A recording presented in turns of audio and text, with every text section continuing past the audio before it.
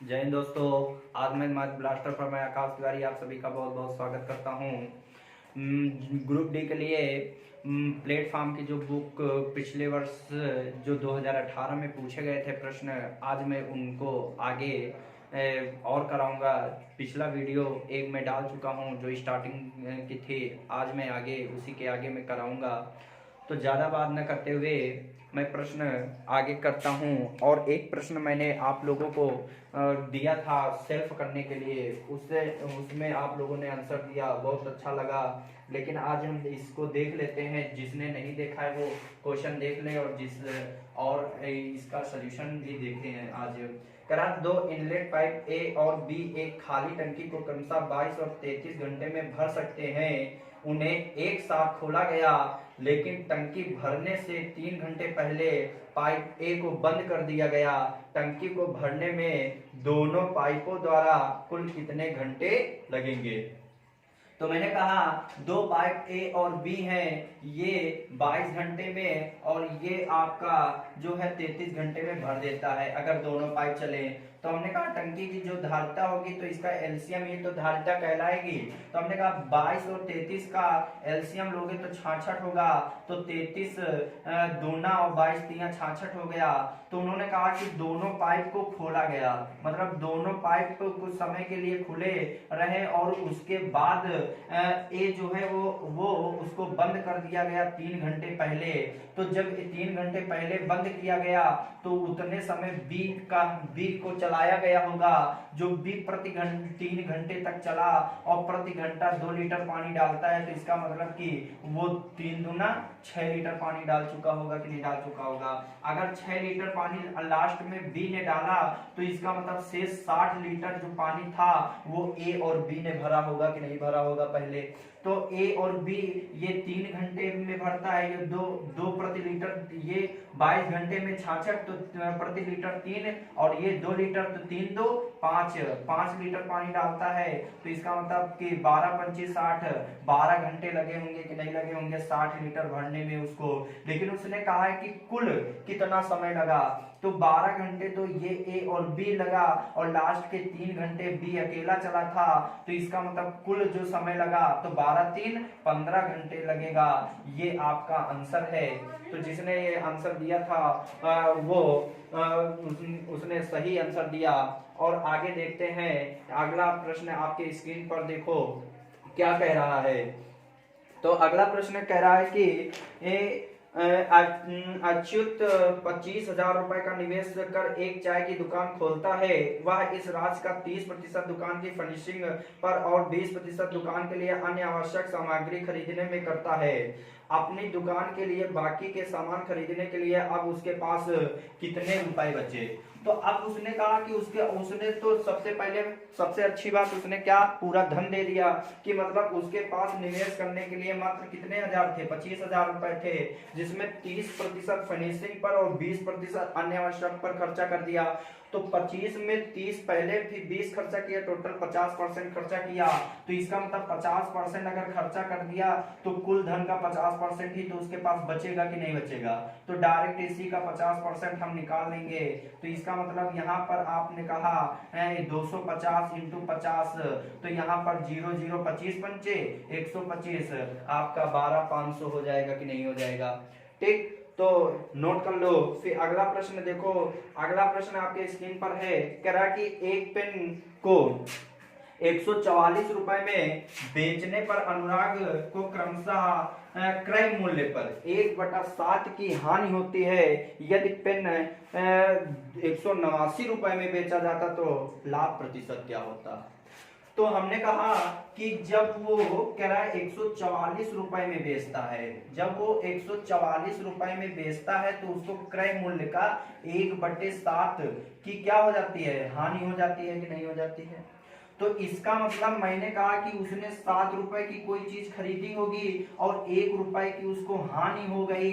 तो इसका मतलब कि उसने वो चीज 6 रुपए में बेची होगी कि नहीं बेची होगी? तो अगर 6 रुपए में उसने बेची, तो यहाँ पर हमने कहा कि अगर 6 रुपए में बेचा, लेकिन सवाल में कितने बेच रहा है 144 का, तो हमने कहा 6 बराबर अगर 144 है तो 1 बराबर कितना होगा, तो आप कहोगे 24 होगा कि नहीं होगा। तो 7 बराबर कितना होगा, तो 7 का गुणा 24 में करोगे तो कितना आएगा 168 आएगा कि नहीं आएगा। अब उसने 168 की वस्तु खरीदी और उसने अब बेच कितने का रहा है, तो उसने कहा 189 में अगर बेचा जाए तो उसे कितने प्रतिशत का लाभ होगा। तो 168 की चीज अगर 189 में बेच रहे हो तो इसका मतलब आपको जो लाभ हुआ वो कितने का हुआ 21 का। तो 21 का लाभ हुआ। लाभ और हानि हमेशा क्रय मूल्य पर निकलता है। इन बटे 168 इंटू 100 कर देंगे तो 21 से इसको काटेंगे, 21 अट्ठे 168 और 8 से इसको काटोगे तो 8 कम 8 और दूना 16 8 5 40, तो 12.5% का लाभ होगा कि नहीं होगा। ठीक, तो इसे नोट कर लो। आगे प्रश्न देखो क्या कह रहा है।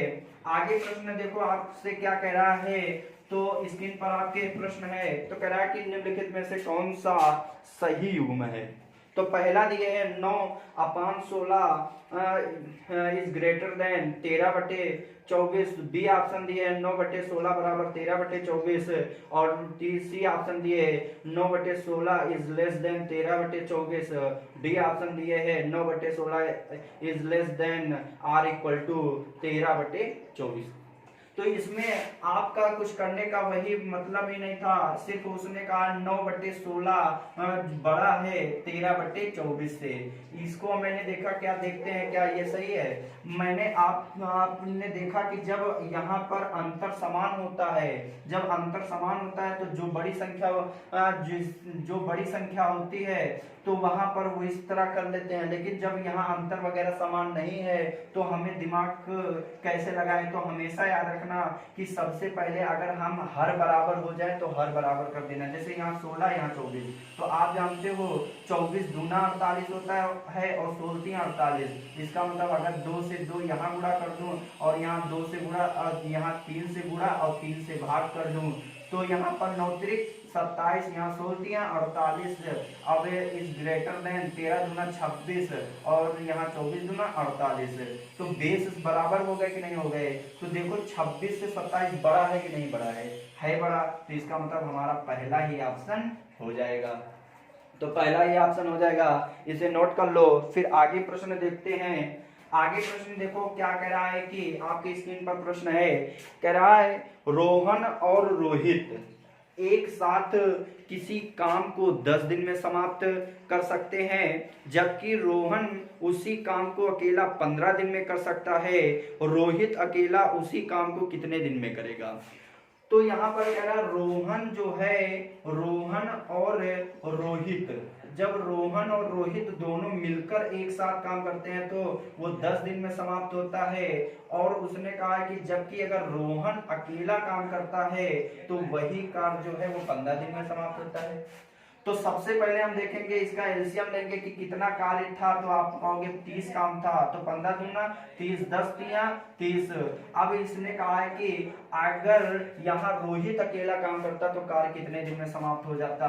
तो हमने कहा रोहित कितने दिन में काम समाप्त करेगा, तो टोटल काम कितना था 30 था। दोनों मिलकर एक दिन में काम कितना करते हैं 2, जिसमें से रोहन अकेला कितना करता है, दोनों मिलकर 3 काम करते हैं, जिसमें रोहन अकेला कितना काम करता है 2। अगर 3 में अगर 2 रोहन काम करता है तो रोहित कितना कार्य करता होगा, तो आप कहोगे 1 करता है कि नहीं करता है। अगर एक दिन में 1 काम करता है तो 30 काम है, तो उसको करने में कितने दिन लगेंगे, तो कितने दिन लगेंगे 30 दिन लगेंगे। तो नोट कर लो प्रश्न। अगला प्रश्न देखो क्या कह रहा है, आपके स्क्रीन पर प्रश्न है। तो प्रश्न कह रहा है कि एक त्रिभुज जिसके शीर्ष, अब यहाँ पर एक त्रिभुज है, तो यहाँ पर एक त्रिभुज है और आप जानते हो ये ए हो गया, ये बी हो गया, ये सी हो गया, जिसके शीर्ष जो है वो 1,2 है और फिर उसके बाद -4, -3 है, फिर ये 4,1 है। फिर कह रहा है कि का क्षेत्रफल होगा। तो सबसे पहले आपको पता होना चाहिए कि त्रिभुज का जो क्षेत्रफल जो होता है, तो त्रिभुज का क्षेत्रफल याद रखना 1/2 और x1, तो यहाँ पर y2 माइनस y3 हो जाएगा। फिर यहाँ पर x प्लस x2 और y3 माइनस y1 हो जाएगा। फिर plus x3 y1 minus y2 हो जाएगा। तो ये आपको फार्मूला आना चाहिए। तो इसका मतलब क्या है, ये x1 है, ये y1 है, ये x2 है, ये y2 है, ये x3 है, ये y3 है। ठीक, तो यहाँ पर हमने देखा सिर्फ आपको इसी पर आपको जो जो कह रहा है वो रख दो। जैसे x1 कितना दिए है 1, मैंने 1 रख दिया। y2 कितना दिए है -3 और यहाँ पर माइनस y3 कितना दिए है 1 लिख दिया। फिर प्लस यहाँ पर x2 कितना दिए है -4। अब y3 कितना दिए है 1 और y1 कितना दिए है -2 और प्लस x3 आपका कितना दिए है 4 और y1 कितना दिए है आपको 2 और y2 कितना दिए है -3। यही दिए है कि नहीं दिए है। ठीक, तो अब हम इसको सॉल्व करेंगे तो 1/2 यहाँ पर -3 -1 तो -4 हो जाएगा। माइनस इंटू प्लस जो होता है वो माइनस होता है, तो -4 और 2 में अगर -2 के 1 जाएगा तो -1 बचेगा और यहाँ पर +4, यहाँ पर माइनस माइनस प्लस तो 3 2 5 हो जाएगा इंटू 5 हो जाएगा। तो यहाँ पर 1/2 यहाँ पर हो जाएगा -4 माइनस इंटू माइनस +4 हो जाएगा और यहाँ पर प्लस 5 को 20 हो जाएगा। तो यहाँ से हमने देखा 4 से 4 ये खत्म हो जाएगा। तो ये आपका क्या आएगा 20/2, तो 2 दहम 20। तो ये आपका आंसर जो आएगा वो 10 आएगा। तो नोट कर लो इसे।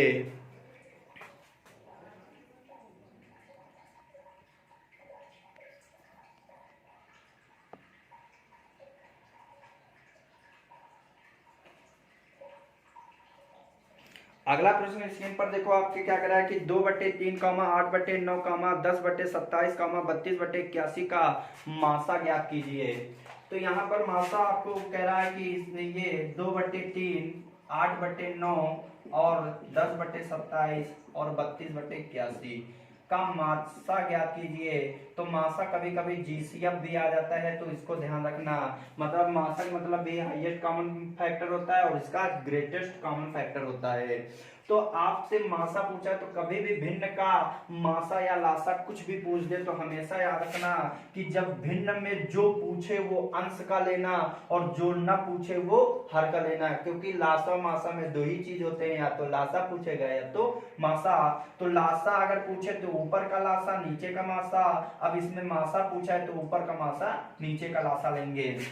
तो 2, 8, 10, 32 का मासा जो लेंगे तो मासा का मतलब वो होता है कि वह बड़ी से बड़ी संख्या जो दी गई संख्या से पूर्ण रूप से भाज्य हो जाए, उसे ही हम क्या कहते हैं, उसे हम मासा कहते हैं। अब यहाँ पर कह रहा है कि 2, 8, 10, 32, तो ऐसा वह बड़ी से बड़ी संख्या मानो जो इन सभी को काट दे वही मासा कहलाएगा। तो 2, 8, 10 का मासा क्या होगा 2 होगा। देखो 2 1 कम 2, 2 चौको 8, 2 पंची 10 और 16 दूना 32 हो जाएगा कि नहीं हो जाएगा। अब इसका अगर मासा निकल आया है तो नीचे का लासा हो जाएगा। तो 3, 9, 27, 81 का लासा जो होगा वो कितना होगा 81 होगा। लासा का मतलब होता है वह छोटी से छोटी संख्या जो दी गई संख्या से पूर्ण रूप से भाज्य हो जाए, उसे ही हम क्या कहते हैं, उसे हम क्या कहेंगे, उसे लासा कहेंगे। और जो दी गई संख्या को पूर्ण रूप से भाज्य कर दे उसे हम मासा कहेंगे। तो नोट कर लो। आगे प्रश्न देखो क्या कह रहा है। तो आगे प्रश्न पढ़ना है, कह रहा है कि यदि संख्या, अब ये आपकी स्क्रीन पर प्रश्न है, तो इसमें देखो कह रहा है कि यदि संख्या x 4 4 6 1 11 से विभाज्य। तो 11 के विभाज्य का नियम जो होता है कि दी गई बड़ी से बड़ी संख्या के सम और विषम अंकों के योग का अंतर यदि 0 या 11 का गुणज आ जाए तो वो 11 से कट जाएगा। तो यहाँ पर हम सम और विषम में कभी कंफ्यूज बच्चे हो जाते हैं, कहते हैं सम विषम का मतलब क्या कि जो सम आती है वो, ऐसा कुछ नहीं। सम का मतलब होता है जो पहले इकाई का आता है वो सम होता है, ये विषम होता है, ये सम होता है, ये विषम होगा और ये सम होगा। तो पहले हम सम सम को जोड़ लेंगे, तो 1 और ये 4 है, फिर उसके बाद यहाँ पर ये सम 100 हो गया। इनका अंतर करना है किससे, विषम वाले का, तो 6 4 10 हो जाएगा। तो यहाँ 4 और 1 कितना हुआ, 5 प्लस x। तो इसका मतलब अगर 0 लाना है तो x की जगह पे कितना रख दें, तो आप कहोगे 10, अगर 10 में 10 जाएगा तभी 0 आएगा। तो अगर हम x की जगह पर हम 5 रख दें तो हमारा 10 बन जाएगा। तो 10 माइनस 10 तो हमारा 0 आ जाएगा कि नहीं आ जाएगा। तो आपका जो उत्तर होगा वो क्या होगा, 5 होगा। अगर किसी ने ऑप्शन डी लगाया है तो वो बिल्कुल सही है। आगे प्रश्न देखते हैं। अगला प्रश्न देखो क्या कह रहा है।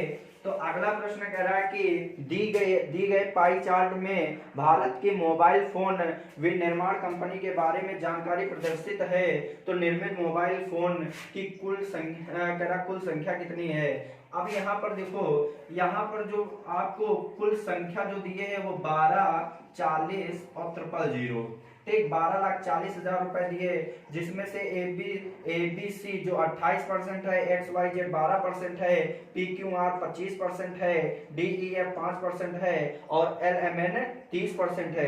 कह रहा कंपनी LMN द्वारा कुल कितने मोबाइल फोन निर्मित किए।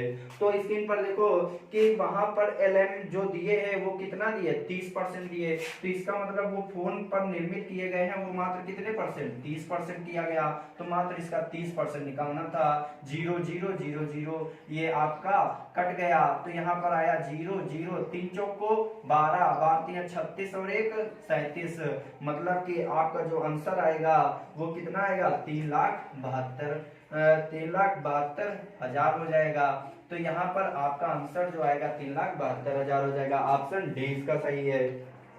नेक्स्ट क्वेश्चन देखो क्या कह रहा है।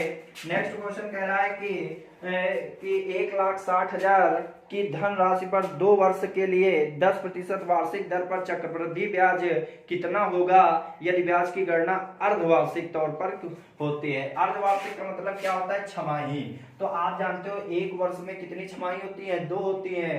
तो अगर छमाही 2 होती है तो हमेशा याद रखना वर्ष में छमाही 2 है तो रेट जो होगी वो क्या हो जाएगी, अगर टाइम 2 गुना है तो रेट आधा हो जाएगा। क्या हो जाएगा, रेट आधा हो जाएगा। तो यहाँ पर टोटल जो धन दिए है, हमारा प्रिंसिपल जो दिए है 1,60,000 रुपया दिए है, और उसके बाद जो 2 वर्ष, तो 2 वर्ष में जो छमाही होंगी वो कितनी होंगी, 4 छमाही होंगी। और फिर उसके बाद यहाँ पर आपको जो रेट दिए 10%, तो 10 का आधा कितना होगा, 5% हमें ब्याज मिलेगा। और हमसे कह रहा कि यदि ब्याज की गणना इतने चक्रवृद्धि ब्याज कितना होगा, मतलब CIM से पूछ रहा है। तो ऐसे प्रश्न करने के लिए 4 साल तो आपको पता होना चाहिए कि जो रेशियो मेथड आपका होता है कि 2 वर्ष के लिए जो CI होता है वो 2:1 होता है। 3 वर्ष के लिए जो CI मेथड होता है वो 3:1 होता है। और 4 वर्ष के लिए जो CI मेथड होता है वो 4:6:4:1 होता है। तो यहाँ पर हमको वर्ष इतना दिए, तो क्योंकि हमको 4 छमाही है तो 4 बार ब्याज मिलेगा, तो हमारा जो लग जाएगा तो ये वाला रूल लग जाएगा 4:6:4:1 वाला। तो इसी पर मेथड से हम लगा देंगे।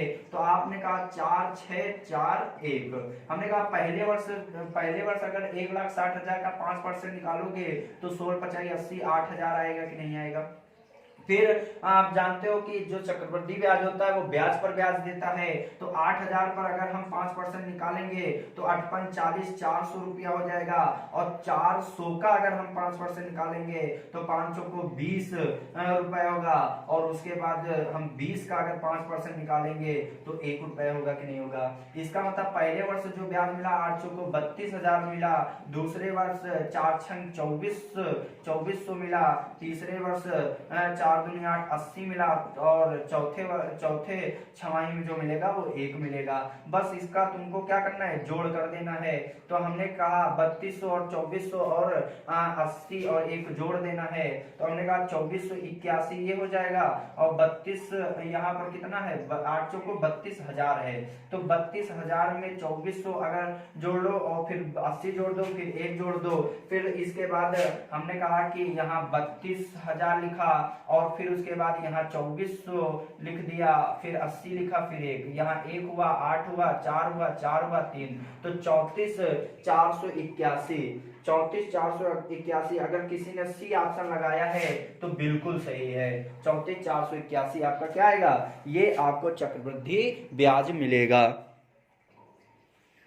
अगला प्रश्न देखो क्या कह रहा है, कह रहा है कि ए, बी और सी एक टैंक से जुड़े 3 वाल्व हैं। ए और बी मिलकर टैंक को 6 घंटे में भर सकते हैं। मतलब ए और बी अगर टैंक को भरे तो 6 घंटे में भर देते हैं, और बी और सी अगर टैंक को भरे तो 10 घंटे में भर देते हैं, और सी और ए अगर मिलकर करे तो वो 7.5 मतलब 7 दूनी 14 15 15/2 घंटे में भर देते हैं। तो सबसे पहले उसी प्रकार हम देखेंगे इसकी क्षमता जो निकालेंगे, तो जो भिन्न में है उससे अंश नहीं, मतलब जो अंश में होता है उसका एलसीएम लेंगे। तो 6, 10 और 15 का एलसीएम लोगे तो 30 आएगा, तो ये 6 पंचे 30, 10 तिया 30, और यहाँ 15 दूना तो ये 4 हो जाएगा। अब उसने कहा है कि अगर हम देखें कि प्रत्येक बंदा दो बार है कि नहीं है, इसका मतलब कि अगर दो बार ये है तो इसका हम देखेंगे कि ये 2 of A plus B plus C हो जाएगा, और टोटल कितना 5 3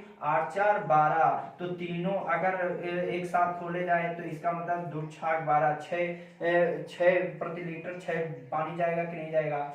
तो अब उसने कहा है कि उसने आपसे पूछ रहा है कि ए अकेला टैंक भरे तो कितना, तो इसका मतलब ए अगर भर रहा है तो इसका मतलब बीसी जो है वो कितना भर रहा है, 3 लीटर, तीनों मिलकर कितना भर रहे हैं 6। तो यहाँ से अगर हम ए का निकालें और यहाँ 3 बराबर 6, तो यहाँ पर यह 6 - 3, तो ए कितना भरेगा, प्रत्येक घंटे 3 लीटर पानी भरेगा, तो टोटल कितना है 30, और प्रति घंटा कितना पानी डालेगा ए 3, तो इसका मतलब इसको भरने में कितने घंटे लगेंगे, 3 दहान 30, तो कितने घंटे लगेंगे, 10 घंटे लगेंगे। नोट कर लो इसे। अगला प्रश्न देखो, आपको इंग्लिश में ये वाला प्रश्न दिए है, करा a TV set is being sold for X rupee in Delhi. A dealer went to Chandigarh and bought the TV at 20% discount from the price of Delhi. तो उसने कहा ही स्पेंट 600 रुपये on transport, thus he sold the scent in Delhi for X rupee, making 100/7% profit होता है। फिर कहा what is the value of X, X की value बताना है। तो एक चीज यहाँ पर हमने देखा, एक टीवी सेट जो है वो X रुपए में, मान लिया उसने X रुपए में कोई चीज उसने क्या किया, उसने X रुपये में कोई चीज खरीदी, ठीक।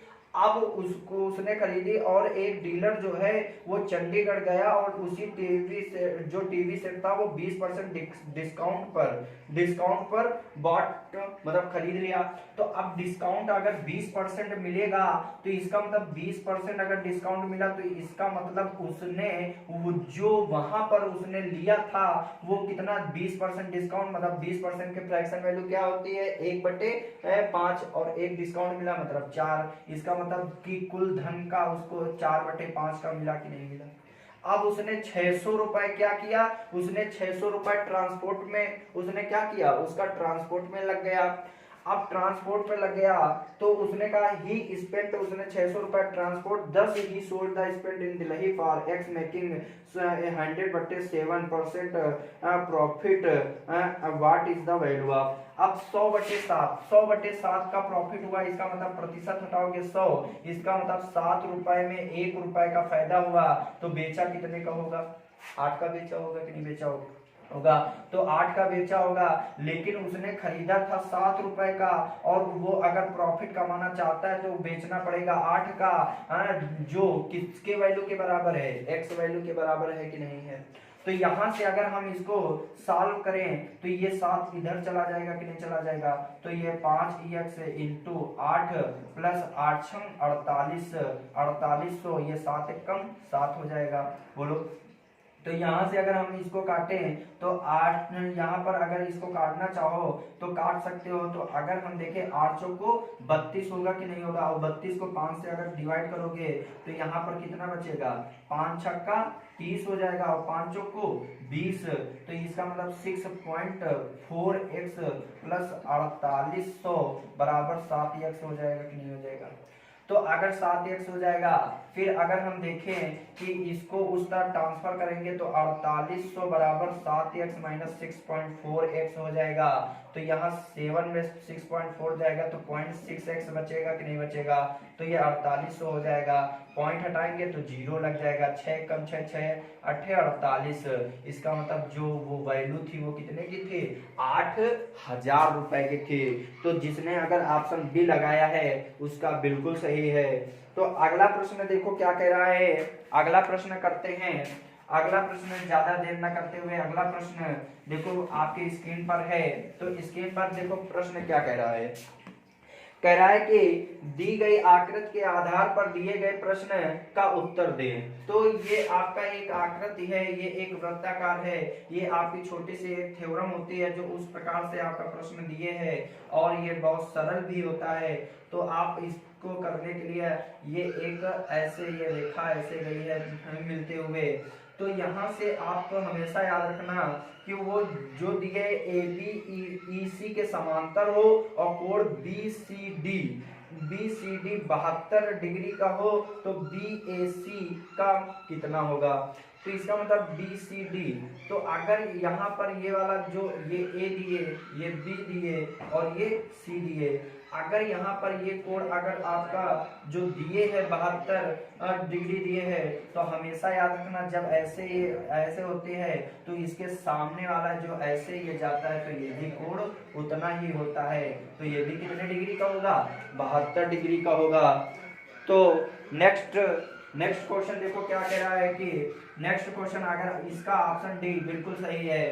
तो आगे अगला कह रहा है कि लास्ट इसका होगा ये प्रश्न, कह रहा है कि 720 रुपए was divided among ABCDE, the sum received by them was in ascending, ascending मतलब बढ़ते क्रम में, ऑर्डर एंड इन कह रहा है कि अरिथमेटिक प्रोग्रेशन E received 40 रुपये more than A, how much did B receive. मतलब कह रहा है कि 5 लोग हैं, A B C D और E, 5 लोग हैं जिनमें से उसने क्या कहा है कि X जो है वो जो A है, A को मान लिया कि उसके पास X रुपये के है, A को जो है वो E जो है वो A से 40 रुपए ज्यादा पाता है। इसका मतलब कि जितने पाता है इससे 40 रुपए ज्यादा पा रहा है कि नहीं, ठीक। और इसी प्रकार वो मोर का मतलब ज्यादा कर रहा है। तो यहाँ से हमने कहा कि अगर मान लिया कि ये 40 पाता है तो इसका मतलब मान लो कि ये अगर 30 पाता होगा और ये 20 पाता होगा और ये कितना पाता होगा, ये 10 पाता होगा। देखो प्रत्येक में 10-10 का अंतर आ गया कि नहीं आ गया, ठीक। अगर 10-10 का अंतर आ गया तो इसका मतलब कि जो A से B जो है वो 10 रुपए ज्यादा पाता है और जो B है B से C 10 रुपए ज्यादा पाता है और जो C है वो D से 10 रुपए ज्यादा पाता है और जो E है वो A से देखो 40 रुपए ज्यादा पा रहा है कि नहीं पा रहा है। तो इसका मतलब अगर हम इन पांचों को देखें तो ये पांचों का अगर हम सम देखें तो कितना होगा, तो x plus 10, x plus 20, x plus 30 और x प्लस 40 जो 720 के बराबर है कि नहीं है। तो यहाँ पर ये हुआ 5x प्लस 20 30 30 60 60 और 40 कितना होगा, 100 हुआ। तो यहाँ पर हमने कहा कि 100 उधर जाएगा तो माइनस का हो जाएगा, 720 में 100 जाएंगे तो 620 बचेगा। तो यहाँ 5 से काटोगे तो 5 एक कम 5 हो जाएगा और यहाँ 5 दूनी 10 हो जाएगा, 5 चौको 20, x बराबर 124। तो उसने पूछा है कि how much did B receive, B को कितने रुपए मिले। तो यहाँ पर बी को कितने मिले, तो 124 में अगर हम 10 जोड़ दें तो इसका मतलब यहाँ पर 134 रुपए बी को मिले कि नहीं मिले। तो ये आपका अंतिम प्रश्न था। अब नेक्स्ट डे आपको आगे अगला वीडियो में आपको 17 तारीख को जो हुआ था शिफ्ट 2 में उसका आपको दिया जाएगा। तो अगर आपको ये वीडियो पसंद आई हो, अच्छी लगी हो और कुछ आपको नया सीखने को मिला हो तो हमें ज़रूर कमेंट बॉक्स में कमेंट करना और मुझे